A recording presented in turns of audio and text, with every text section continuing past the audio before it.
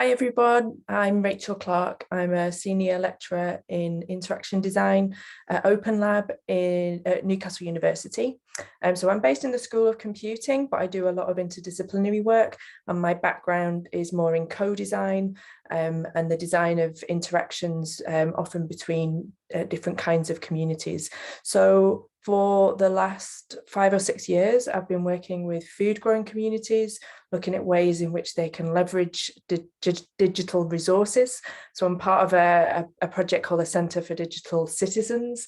And some of the work that we're doing there is looking at health and social prescribing and how that relates to we haven't started this work yet, but how that relates to things like green prescribing.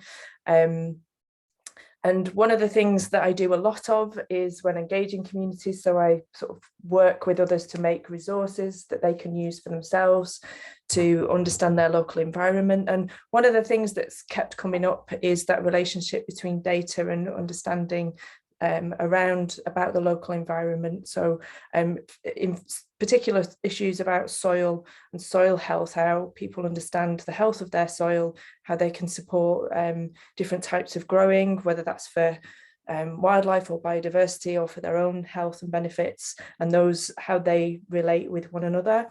But understanding the soil is a bit of a mystery. So we've been looking at ways we can support communities to do that. So I'm really interested in hearing about other projects, and so as I say, I develop a range of different co-design methods, often to work with grassroots communities rather than scientists. So I'm really keen to hear more about the more environmental science side of the network, and look forward to meeting you all soon.